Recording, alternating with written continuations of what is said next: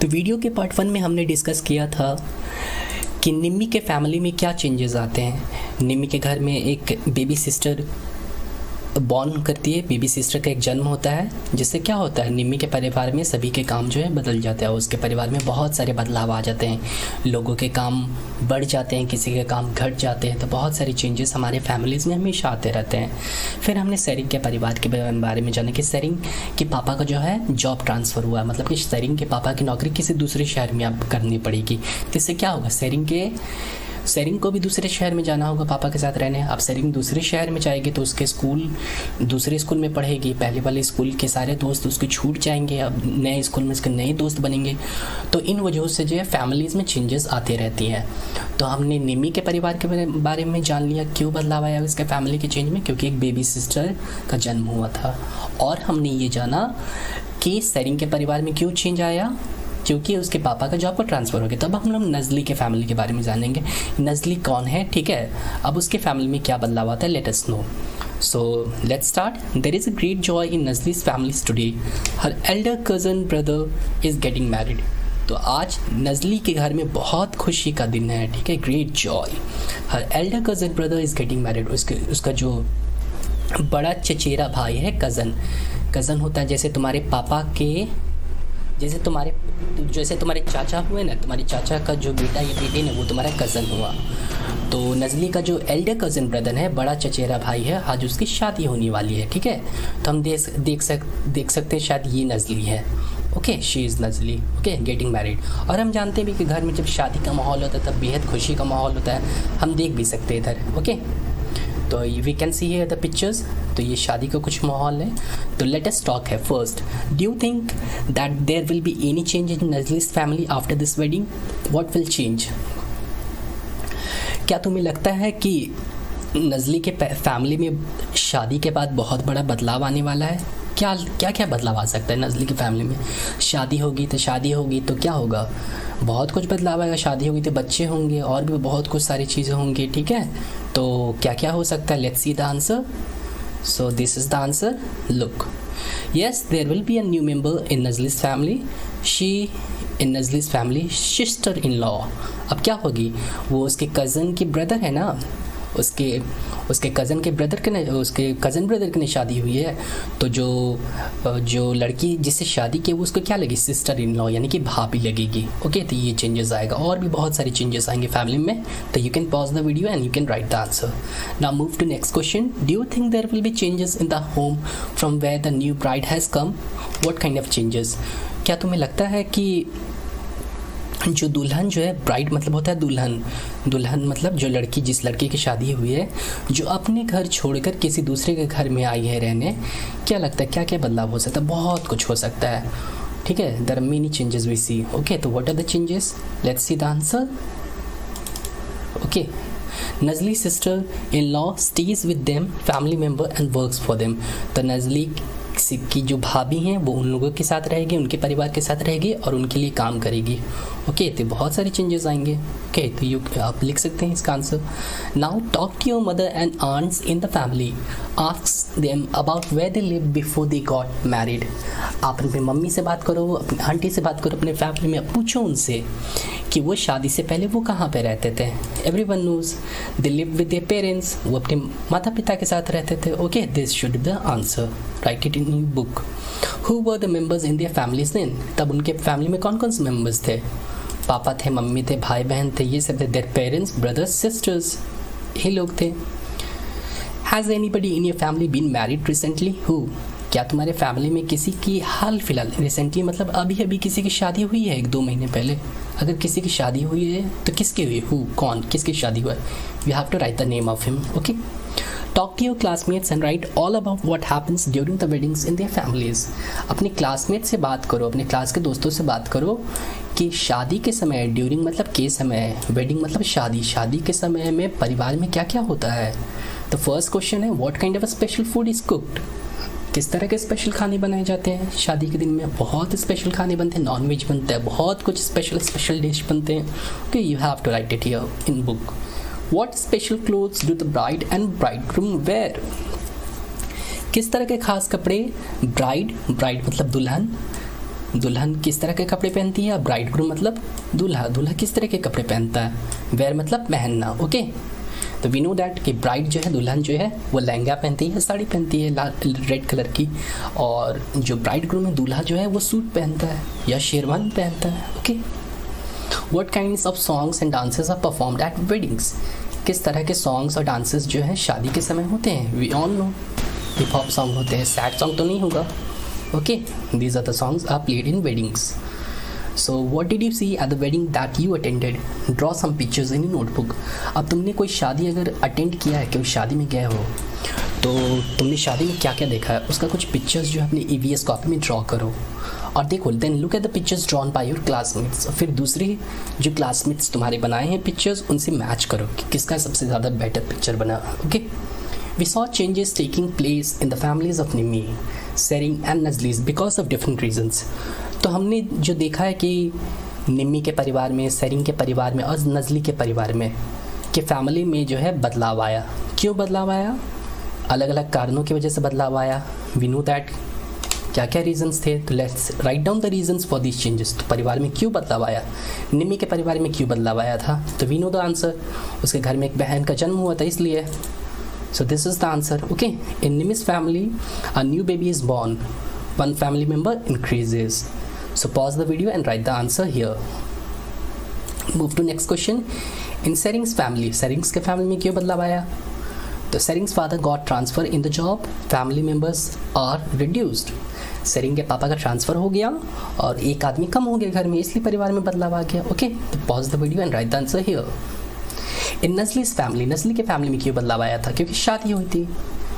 her cousin got married, as a result her sister-in-law came in their family, क्योंकि उनके cousin की शादी हुआ था जिसकी वजह से उसके घर में एक नया परिवार यानी एक उनकी भाभी आ गई थी। Okay, so this should be the answer. There can be many reasons for changes in families. Can you think of some more reasons? families में बदलाव आते रहते हैं, क्या तुम और कुछ रीज़न सोच सकते हो क्यों परिवार में क्यों बदलाव आते हैं? तो let's see the answer. Getting married, शादी होने के कारण। ट्रांसफ़र इन जॉब, जॉब ट्रांसफ़र हो जाता है इसके कारण। Birth of a new child, एक नए बच्चे का जन्म होता है तो फैमिलीज में बदलाव आते हैं। Okay, so these are the answers, you should write it here. Talk to 3 old people, one from your family, one from your friend's family and one from a family in your neighborhood.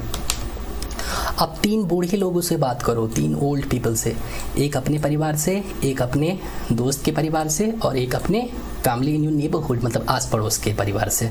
जो बूढ़े आदमी हैं उनसे बात करो। Ask मतलब पूछना, पूछो इनसे ये क्वेश्चंस और फिल करो, फिल इन द ब्लैंक्स करो। पहला क्वेश्चन क्या है? Since how many years has your family been staying here, कितने साल से आपका परिवार जो यहाँ पे रह रहा है? आप अपने फैमिली के सबसे बुजुर्ग आदमी से, सबसे बूढ़े आदमी से पूछे, फिर अपने दोस्त के परिवार से पूछे, फिर अपने पड़ोसी के परिवार से पूछे और यहाँ पे लिख दिया आपने 5 साल 20 साल जितना भी है लिख दिया आपने। Second question, where did your family live before coming here, आपका परिवार यहाँ पे रहने से पहले कहाँ रहता था? जैसे तो पहले अपने फैमिली से, फिर फ्रेंड्स, फिर नेबर्स। ओके, जैसे मेरा परिवार कोई हो सकता है दिल्ली का रहने वाला हो लेकिन चला गया हो वो बैंगलोर रहने। ओके, तो दिल्ली से वो बैंगलोर आया। How many members are there in your family today, अभी आपके फैमिली में कितने मेम्बर्स हैं? Okay, you have to write how many members were there in your family 10 years ago, आज से 10 साल पहले आपके परिवार में कितने मेम्बर्स थे? तो आप अपनी फैमिली से पूछोगे, अपने दोस्त की फैमिली से और अपने नेबर मतलब पड़ोसी के परिवार से, सबसे बूढ़े आदमी से पूछना है। Okay, and you have to write it here in book. Now next question, what were the reasons for the changes in family in the last 10 years? आपके परिवार में जो लास्ट 10 years में जो बदलाव आया है, ये बदलाव क्यों आया? रीज़न क्या था परिवार में चेंज आने का? नए बच्चों का जन्म हुआ, शादी हुई, ये सब रीज़न होगा। Okay, how do you feel about all these changes, तुम्हें कैसा महसूस होता है इन सब चेंजेस को लेकर? तो आप उन बूढ़े आदमी से पूछोगे और यहाँ पे लिखोगे। ओके, बुजुर्ग आदमी जो है। So now let's move further. My family yesterday, today, tomorrow. मेरा परिवार yesterday मतलब बीता हुआ कल, today आज, tomorrow मतलब आने वाला कल। All families change in some way or other because of different reasons. Has your family changed too? सभी परिवार जो है कहीं न कहीं कारणों से जो है बदलते रहते हैं हमेशा। ओके, फैमिली में परिवार में बदलाव आते रहते हैं। हमने देखा भी सेरिंग के परिवार में बदलाव क्यों आया। तो क्या तुम्हारा परिवार भी चेंज हुआ है? तो देखो, When your grandmother and grandfather were children like you, was your family just like it is today? ये तुमसे पूछा जा रहा है कि जब तुम्हारे दादा और दादी जब बच्चे थे तो क्या उनका परिवार जो है आज का जो परिवार है तुम्हारा बिल्कुल इसी तरीके से है? पहले के लोग क्या थे, पहले लोग जॉइंट फैमिली में रहते थे, मतलब कि सभी लोग दादा दादी चाचा चाची सब लोग साथ में रहते थे। लेकिन अभी बात करोगे तो अभी सब लोग साथ में नहीं रहते हैं, अभी न्यूक्लियर फैमिली है, मतलब कि पापा मम्मी रहते हैं, दादा दादी रहते हैं और आप रहते हैं, चाचा चाची हो सकते हैं कि अलग रहते हैं। लेकिन पहले का परिवार बहुत बड़ा परिवार हुआ करता था, पहले जॉइंट फैमिली होती थी। लेकिन अब जो है परिवार छोटा हो चुका है, इसे न्यूक्लियर फैमिली कहते हैं। ये चेंजेस आ चुका है अब के समय में। Do you remember the picture of Sitama's family tree which you saw in class 3rd? अपने क्लास 3 में कोई एक स्टोरी है जो आपने पढ़ी होगी सीतामा फैमिलीज़ के बारे में, ठीक है? इसमें फैमिली ट्री था। फैमिली ट्री कुछ याद है तुम लोगों को? तो क्या है? तो you should look here, you should read on your own, okay, and try to do, okay, I will explain it. You had also drawn a family tree of your own family. Let us draw again. एक family tree आपको बनानी है, ठीक है? Family tree, आपकी family tree में कौन कौन है, दादा दादी चाचा चाची सब, एक फैमिली ट्री अपने क्लास 3 में बनाया होगा, तो सेम इस वे में आपको बनाना है।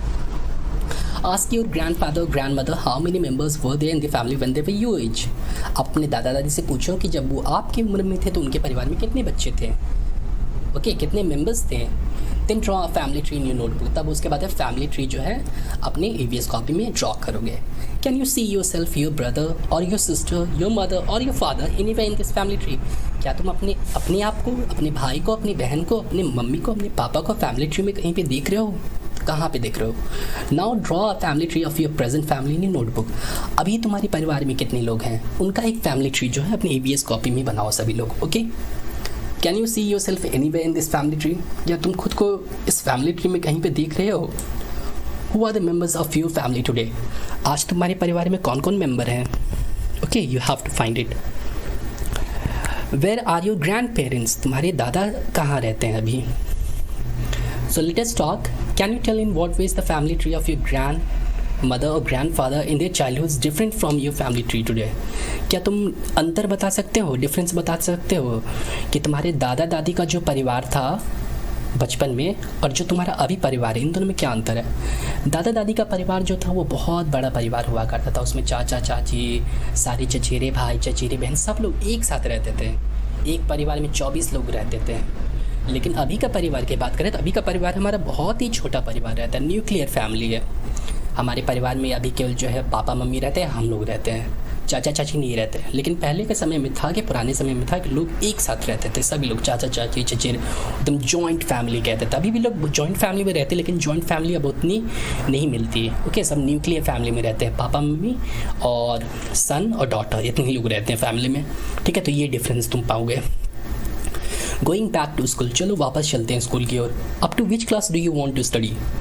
तुम बताओ तुम किस क्लास तक पढ़ना चाहते हो, okay? You should write it here. Up to which class have your parents studied?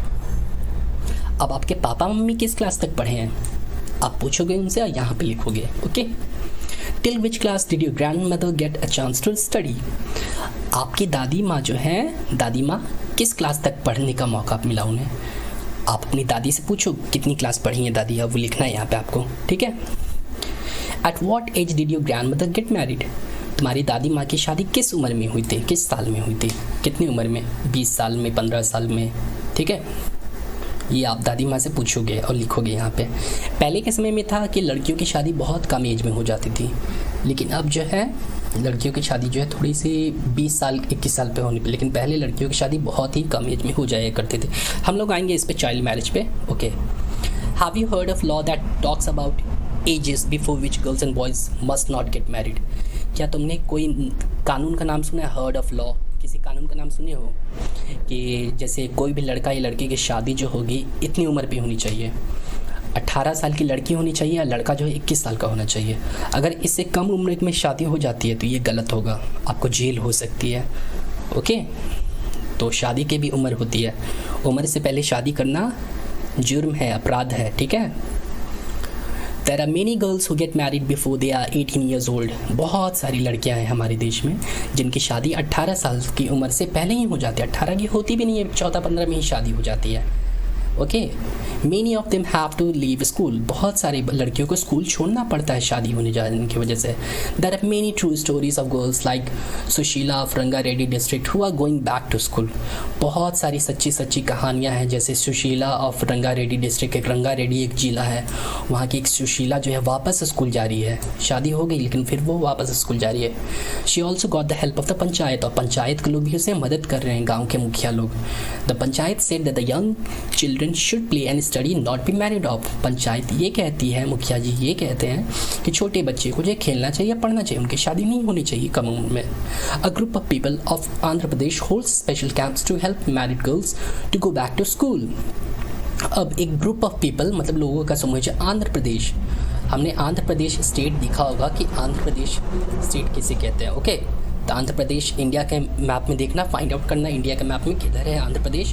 वहाँ पे एक स्पेशल कैंप लगता है, ठीक है, जहाँ पे जो लड़कियों की help married girls to go back to, जो लड़कियाँ की शादी हो चुकी हैं और वो पढ़ना चाहती है तो उनको स्कूल जाने में मदद करता है वो कैंप। जगमम्मा एंड चिट्टी से we would like to study and stand on our own foot. Jagamamma और चिट्टी ये कहती है, दो लड़की है, कि मैं पढ़ूंगी और अपने पैरों पे खड़ी होंगी। जैसे हम सभी ने चाइल्ड मैरिज देखा होगा कि लड़कों लड़कियों की शादी बहुत कम एज में हो जाती है, 10th क्लास भी पास नहीं करते, शादी कर दी जाती है, ये गलत है, ओके। इसे ही चाइल्ड मैरिज कहते हैं। फाइंड आउट एंड राइट, खोजो और लिखो। Are there any such children in your neighbourhood who had drop out of school, do they want to go back to school. अब तुम ऐसे बच्चों के बारे में पता करो अपने आस पड़ोस में जो स्कूल जाना छोड़ दिए हैं, स्कूल जाना ही छोड़ दिए हैं, और क्या वे स्कूल जाना चाहते हैं, do they want to go to school, ये पूछना है तुमको उन बच्चों से, लिखना है यहाँ पे, okay. What are they doing these days, अभी के समय में वो बच्चे क्या कर रहे हैं जो स्कूल नहीं जा रहे हैं, वो क्या कर रहे होंगे, कहीं काम कर रहे होंगे। हमने पढ़ा था चाइल्ड लेबर के बारे में, हमने बताया था आपको चाइल्ड लेबर के बारे में, ओके। हमने अनीता एंड द हनी बीज में भी देखा कि अनीता की मम्मी पापा उसकी शादी करना चाहते थे बहुत कम एज, लेकिन अनीता कहते थे कि मैं पढ़ना चाहती थी, ठीक है। तो ये सब भी हम पढ़ चुके हैं ये लोग। Has anybody in your family got married recently, क्या तुम्हारे परिवार में किसी का हाल ही फिलहाल मतलब कि 2-3 महीने पहले किसी की शादी हुई है, किसकी हुई है, उसका नाम लिखो यहाँ पे।